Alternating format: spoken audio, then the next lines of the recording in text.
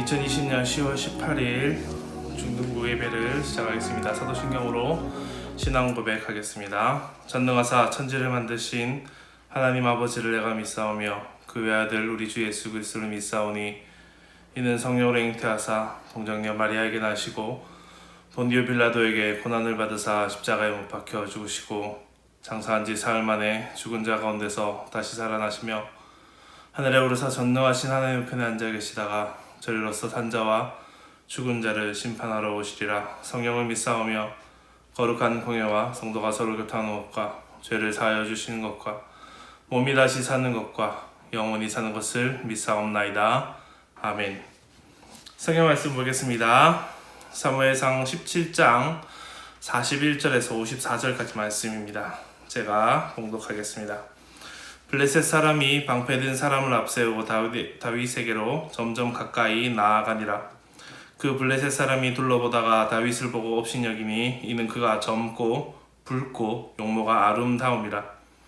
블레셋 사람이 다윗에게 이르되 네가 나를 개로 여기고 막대기를 가지고 내게 나아왔느냐 하고 그의 신들의 이름으로 다윗을 저주하고 그 블레셋 사람이 또 다윗에게 이르되 내게로 오라. 내가 네 살을 공중의 새들과 들짐승들에게 주리라 하는지라. 다윗이 블레셋 사람에게 이르되 너는 칼과 창과 단창으로 내게 나아오거니와 나는 만군의 여호와의 이름 곧 내가 모욕하는 이스라엘 군대의 하나님의 이름으로 내게 나아가노라. 오늘 여호와께서 너를 내 손에 넘기시리니 내가 너를 쳐서 내 목을 베고 블레셋 군대의 시체를 오늘 공중의 새와 땅의 들짐승들에게 주어 온 땅으로 이스라엘에 하나님이 계신 줄 알게 하겠고 또 여호와의 구원하심이 칼과 창에 있지 아니함을 이 무리에게 알게 하리라. 전쟁은 여호와께 속한 것인즉 그가 너희를 우리 손에 넘기시리라. 블레셋 사람이 일어나 다윗에게로 마주 가까이 올 때에 다윗이 블레셋 사람을 향하여 빨리 달리며 손을 주머니에 넣어 돌을 가지고 물매로 던져 블레셋 사람의 이마를 치매 돌이 그의 이마에 박히니 땅에 엎드러지니라. 다윗이 이같이 물매와 돌로 블레셋 사람을 이기고 그를 쳐 죽였으나 자기 손에는 칼이 없었더라. 다윗이 달려가서 블레셋 사람을 밟고 그의 칼을 그 칼집에서 빼내어 그 칼로 그를 죽이고 그의 머리를 베니 블레셋 사람들이 자기 용사의 죽음을 보고 도망하는지라. 이스라엘과 유다 사람들이 일어나서 소리 지르며 블레셋 사람들을 쫓아 가이와 에그론 성문까지 이르렀고 블레셋 사람들의 부상자들은 사라임 가는 길에서부터 가드와 에그론까지 엎드러졌더라. 이스라엘 자손이 블레셋 사람들을 쫓다가 돌아와서 그들의 진영을 노력하였고 다윗은 그 블레셋 사람의 머리를 예루살렘으로 가져가고 갑주는 자기 장막에 두니라. 아멘. 오늘 기적 없는 이 시대의 기적 같은 삶을 부제로 믿음으로 시작하는 기적이라는 제목을 가지고 말씀을 전하려고 합니다. 오늘 저는 그 유명한 다윗과 골리앗의 싸움에 대한 이야기를 해볼까 합니다. 우리는 이 이야기에서 오해하고 있는 부분이 많이 있습니다. 그것은 다윗과 골리앗의 싸움에서 다윗이 골리앗에 비해서 굉장히 보잘것없는 존재라는 겁니다. 골리앗은 당시 2m가 넘는 기골이 장대한 자였고 다윗은 소년으로 미처 군 부대에 징집조차 되지 않은 사울의 갑옷이 맞지 않아 차마 그것도 입지 못하는 자로서 평가됩니다. 그렇게 다윗이 골리앗을 꺾은 것은 100만 분의 1도 안 되는 이길 확률이 아주 낮은 싸움에서 이긴 것이라고 이야기합니다. 다윗은 소년에 불과했고 골리앗은 거대하고 강한 거인이었기 때문일 겁니다. 또 골리앗은 경험 많은 전사였음에 반해하여서 다윗은 한낱 목동에 지나지 않았습니다. 게다가 골리앗은 당시 최신 무기와 갑옷으로 치장을 하고 있었고 다윗은 물매밖에 갖고 있지 않았습니다. 그러면서 다윗이 골리앗을 이긴 것은 기적이라고 말합니다. 그러나 이것이 우리의 첫 번째 착각입니다. 약한 다윗이 사용한 이 물매가 우리가 생각하는 아주 작은 돌멩이를 이용한 새총 같은 위협적인 것이 아니라는 생각을 가지고 있다는 겁니다. 다시 말해서 우리는 이 물매에서부터 다시 생각을 해보아야 됩니다. 사실 이것은 대단히 위협적인 무기입니다. 다윗이 물매를 사용할 때 보통 이제 학자들이 이렇게 얘기합니다. 1초에 6, 7번 정도 돌릴 정도로 굉장히 빨리 돌렸다고 얘기합니다. 그리고 이 말은 물맷돌이 발사됐을 때 돌의 속도가 엄청나게 빠르다는 의미를 갖고 있는 겁니다. 학자들은 물매가 날아가는 속도가 초속 35m 정도 되었을 거라고 얘기를 합니다. 이것은 거리에 따라서 세상에서 가장 빠른 투수가 던지는 가장 빠른 공보다 더 빠른 속도로 이 돌이 날아갔다고 이야기를 합니다. 다윗의 물매에서 발사된 돌을 멈추기 위해서 필요한 힘이 권총에서 발사된 총알을 멈추는 힘과도 같다라고 이야기를 합니다. 다시 말해서 물맷돌은 우리가 생각하는 약간 새총 같은 그런 의미가 아니라 살상을 할 수 있는 아주 위험한 무기였던 겁니다. 그럼 어떻게 맞췄느냐라는 것이 문제가 되겠죠. 정확성을 보자면 역사적인 기록에 보면 경험 많은 물맷돌 병사가 182m나 떨어진 상대를 맞춰서 그를 불구로 만들거나 죽일 수 있을 정도라고 합니다. 그 정도로 아주 정확하게 맞출 수 있었습니다. 다윗이 조준할 때는 골리앗과의 거리가 그거보다 훨씬 짧았을 것입니다. 다윗이 조준을 하고 골리앗을 향하여서 돌을 날릴 때 그는 골리앗의 이마에 정확하게 그것을 맞출 자신이 있었던 것입니다. 또한 목동으로 다윗이 양을 칠 때에 물맷돌로 맹수를 상대했다는 것을 우리는 볼 수가 있습니다. 보통 물매의 사정거리는 한 400m까지 날아가는데 보통 위협적인 살상거리는 한 200m 정도 됩니다. 만약에 생각을 해보십시오. 다윗이 이 골리앗을 상대하기 위해서 골리앗이 달려온다고 생각해 봅시다. 얼마나 빠를까요? 그런데 다윗은 양들을 보호하기 위해서 맹수를 상대했습니다. 이 맹수는 보통 시속 60km 정도의 달리는 속도로 달려옵니다. 그렇다면 물매를 준비하고 빙글빙글 돌려서 빠른 속도가 나도록 돌리다가 정확하게 맞출 수 있는 시간이 얼마나 있었을까요? 맹수에게 물매를 맞출 만한 시간은 돌 하나 또는 준비하는 게 빨라야 돌 2개 정도를 맹수에게 맞출 시간이 있었습니다. 다시 말해서 다윗은 양치는 목동으로 있으면서 맹수가 달려왔을 때 그 맹수를 쫓아내기 위해서 물맷돌 2번 정도의 기회, 느리면 1번, 빠르면 2번 정도의 기회를 통하여서 맹수를 어떻게든 정확하게 맞춰서 쫓아보내야 하는 입장이었다는 겁니다. 그러한 목동, 정말 위협적인 삶을 살아가면서 그 싸움을 이겨내가고 있었습니다. 그렇게 보면 그가 골리앗을 상대하는 것은 그가 양을 칠 때 맹수를 상대하는 것보다 오히려 쉬운 일이었을 겁니다. 맹수보다 빠르지도 않고 거구였던 그를 맞추는 일은 다윗이 자신이 달려가면서도 아주 쉽게 맞출 수 있었을 것입니다. 이스라엘 사람들은 산 위에 진을 치고 그곳에서 골리앗을 내려다보면서 그가 놀라울 정도로 강력한 적이라고 생각했습니다. 그들이 이해하지 못했던 것은 그들이 골리앗의 강점이라고 생각했던 바로 여러 철갑옷을 입고 무거운 무기들을 들고 있는 것, 그것이 다윗의 입장에서는 가장 큰 골리앗의 약점이었다는 것입니다. 지난 2주 동안 말씀을 드렸죠. 보이는 것에 흔들리지 마라. 눈앞에 보이는 것 때문에 두려워하지 마라. 다윗은 블레셋의 장군이며 또 철갑옷과 좋은 무기를 들고 있었던 그 보이는 것에 흔들리지 않았습니다.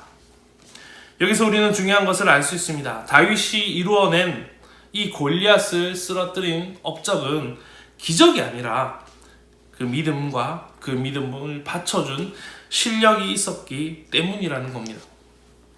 다윗이 언젠가 내가 골리앗과 대결하리라는 마음을 먹고 물맷돌 실력을 갈고 닦았을까요? 아닙니다.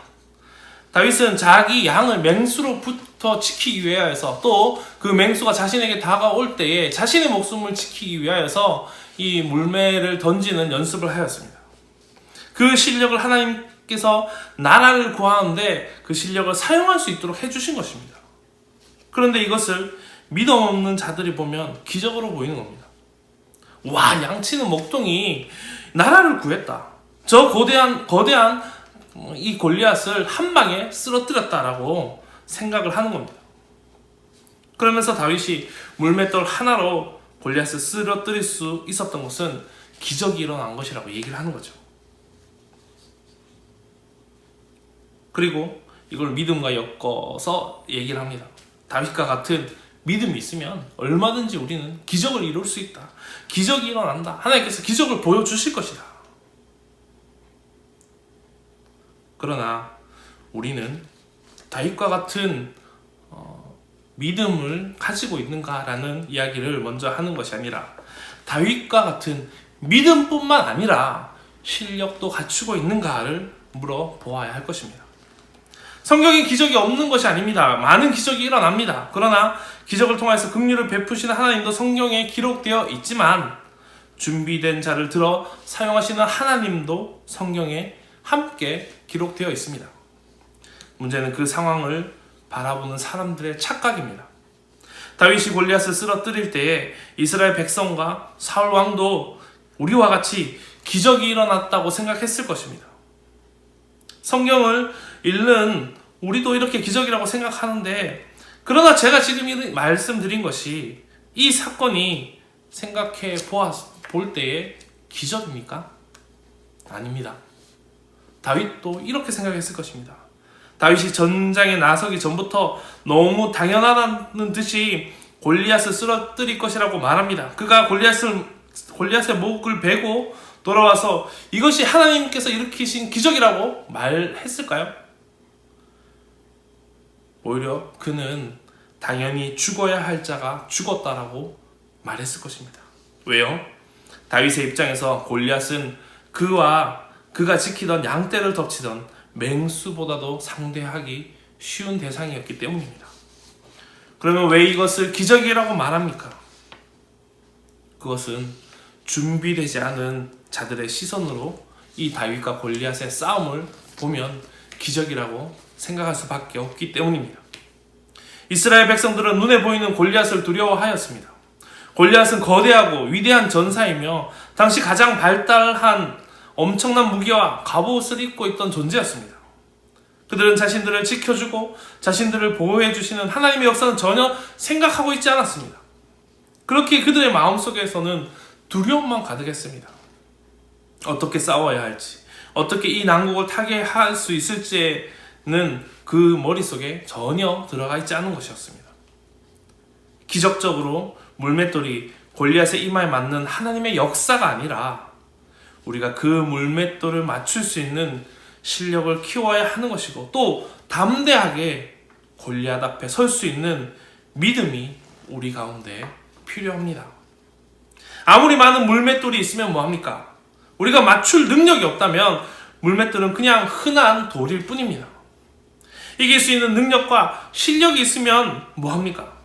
하나님께서 나와 함께 하시기에 골리앗을 반드시 쓰러뜨릴 것이라는 믿음이 있지 않으면, 그리고 그 믿음에 기반한 용기로서 골리앗 앞에 설 수 있지 않는다면 아무런 의미가 없습니다. 우리는 왜 골리앗과 같은 거대한 문제가 닥치면 작아지고 쓰러지고 낭망하고 절망하게 될까요? 이것은 둘 중 하나입니다. 믿음은 있는데 실력이 없기 때문입니다. 반대로 실력은 있는데 믿음이 없다면 골리앗 앞에 설 수조차 없습니다. 하나님이 다윗을 통해서 골리앗을 넘어뜨리신 것은 다윗이 믿음만 좋은 사람이어서 그런 것이 아닙니다. 또 실력만 가지고 있어서도 아닙니다. 그는 골리앗과 대결할 수 있는 실력과 담대함, 즉 믿음이 함께 있었기 때문입니다. 지금 당장 골리앗 앞에 설 수 있는 용기와 믿음, 그리고 단 하나의 돌로 그를 정확히 맞춰 쓰러뜨릴 수 있는 실력, 그것이 우리에게 필요합니다. 그러므로 지금 여러분에게 주어진 물매와 물맷돌을 결코 하찮게 여기지 마십시오. 그 믿음, 다른 사람이 보기에, 그리고 스스로 보기에 너무나 약하고 쓰러지는 믿음이라고 생각하지 마십시오. 그 별 볼 일 없어 보이는 그 믿음이 언젠가는 자라서 그 무기가 얼마든지 골리앗을 쓰러뜨릴 수 있는 무기가 될 것임을 믿으시기 바랍니다. 나에게 기적이 나타났다고 기뻐하는 것이 아니라 믿음과 실력을 통하여서 기적 같은 일들이 펼쳐지도록 우리가 실력을 갈고 닦아야 할 것입니다. 골리앗과도 같은 내게 놓여진 장벽을 두려워하지 않고 믿음으로 그것을 넘어설 수 있기를 바랍니다. 그럴 때 하나님께서는 지금 이 모든 어려움들, 지금 우리 눈앞에 보이는 그 좌절과 힘든 것들, 고통들을 넘어설 수 있는 힘을 주실 것입니다.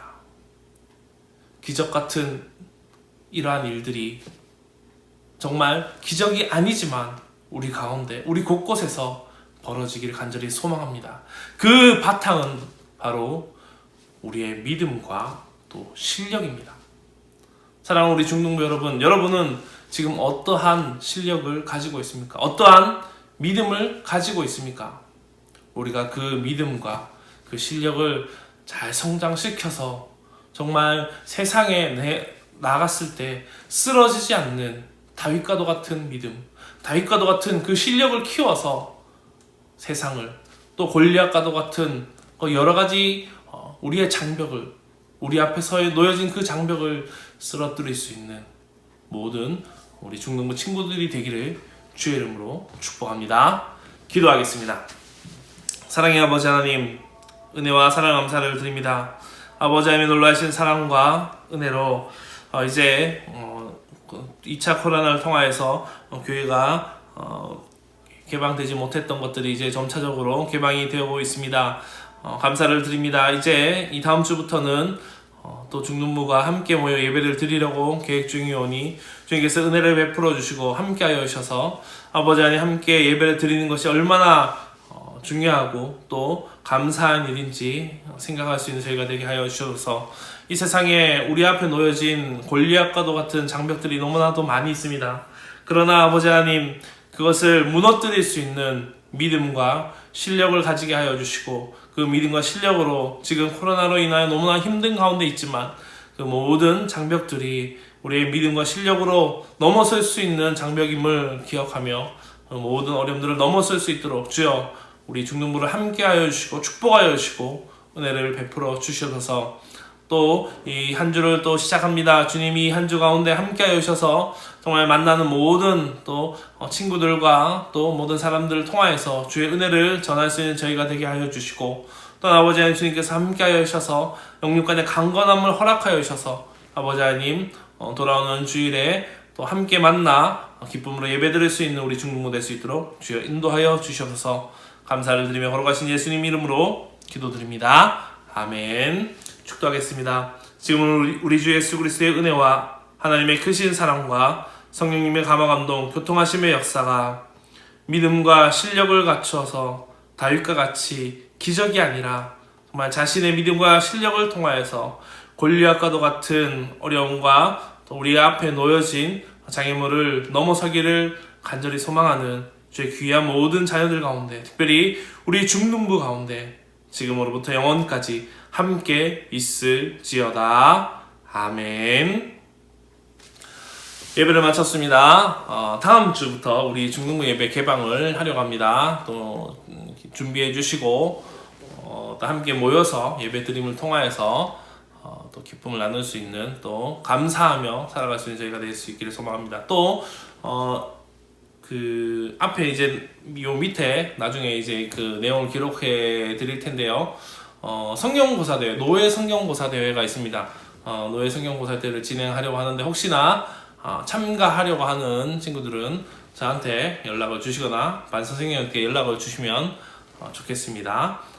모두 잘 지내시고 또 다음 주에 뵙도록 하겠습니다. 안녕.